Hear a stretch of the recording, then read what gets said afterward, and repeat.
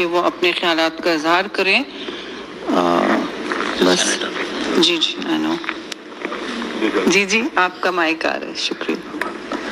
السلام علیکم ورحمۃ اللہ وبرکاتہ. اعوذ باللہ من الشیطان الرجیم. بسم اللہ الرحمن الرحیم. ربنا افرغ علینا صبرا وثبت اقدامنا وانصرنا علی القوم الکافرین. شکریہ آپ کا صدر صاحب کا، شکریہ کہ اس طرح کا ایک اجلاس بلایا، آل پارٹیز کانفرنس بلائی ایک انتہائی سلگتے ہوئے موضوع پر. یہاں بہت زیادہ باتیں ہوئی ہیں. میں ترتیب کے ساتھ چاہوں گا کہ تکرار نہ کروں اور اپنی بات کم وقت میں ختم کروں. اس میں کوئی شک نہیں ہے کہ اسرائیل ایک انلیجیٹیمیٹ انلیگل ریاست ہے. انہوں نے غاصبانہ قبضہ کیا ہے فلسطین کی سرزمینوں پر، اور فلسطینیوں کا اسرائیل کے ساتھ لڑنا، مقابلہ کرنا ان کا یہ حق ہے.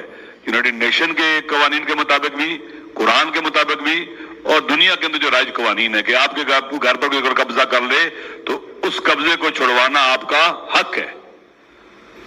یہ کبھی نہیں کہہ سکتے کہ آدھا گھر اس کو دے دو، آدھا تم رکھ لو. ایک قابض کو ہم کہہ سکتے کہ آدھا گھر تم رکھ لو، آدھا گھر ہم رکھ لیتے ہیں؟ ہرگز.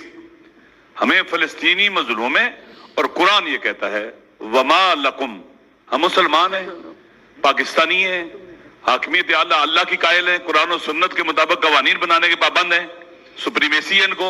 قرآن کہتا ہے وما لکم لا تقاتلون فی سبیل اللہ والمستضعفین من الرجال والنساء والبلدان الذین یقولون ربنا اخرجنا من هذه القرية الظالم اهلها واجعل لنا من لدنك ولیا واجعل لنا من لدنك نصیرا. تمہیں کیا ہو گیا؟ خدا توبیخ کر رہا ہے، ڈانٹ رہا ہے خدا. لا تقاتلون فی سبیل اللہ کی راہ میں کیوں نہیں قتال کرتے؟ والمستضعفین، اور ان لوگوں کے حق میں جنہیں کمزور کر دیا گیا ہے، جو مرد ہیں، عورتیں اور بچے ہیں، جو پکار رہے ہیں خدا ہمیں ظالم جگہ سے نکال، اپنی طرف سے مددگار بھیج اور ولی بھیج اپنی طرف سے. لہذا خدا تو بیخ کر رہے چپ رہنے والوں کو.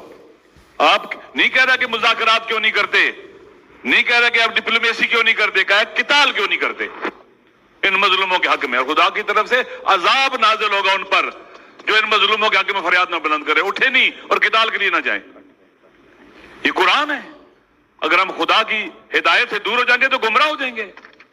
پہلی بات. دوسری وَلَن يَجْعَلَ اللَّهُ لِلْكَافِرِينَ عَلَى الْمُؤْمِنِينَ سَبِيلًا، یہ قرآن کی آیت ہے. تمام فقہائے اسلام نے اس سے ایک ڈاکٹرائن کہیں، قاعدہ کہیں، نفی سبیل، اس کا استنباط استخراج کیا ہے. اس آیت کی روشنی میں کفار کے چاہے وہ معاشی، چاہے وہ سیاسی، عسکری، کلچرل تسلط کو قبول کرنا حرام ہے، گناہ ہے، جائز نہیں ہے. لہذا ہمیں اگر یہاں ایک مسلمان کے طور پر، ایک پاکستانی کے طور پر بیٹھے ہیں اور پاکستان کے آئین اور دستور کو بھی مانتے ہیں، تو ہمیں یہ کہنا کہ ہم دو ریاستی نظریے کو مان لیں. کیوں؟ فلسطینیوں کے سارے گھر پر قبضہ کر لیں، پھر ہم کہیں کہ جناب آدھا اس کو دے دو، آدھا اس کو دے دو. ہرگز. نمبر 2، اسرائیل کا ہوا کھڑا کیا گیا ہے. اسرائیل ایک سال سے تقریباً 41 کلومیٹر لمبائی ہے اور 12 اور بعضوں کے اوپر 6 کلومیٹر چوڑائی ہے. یہ ہے غزہ. غزہ میں ریزسٹنس کو ختم نہیں کر سکا، جتنا مار سکتا تھا مارا اس نے. ان کی استقامت، ان کی مقاومت. سیاسی پوائنٹ کو سبسکرائب کیجئے اور لائک کیجئے اور گھنٹی بجانا نہ بھولیے تاکہ آپ کو ہماری نئی ویڈیوز کا نوٹیفیکیشن ملتا رہے.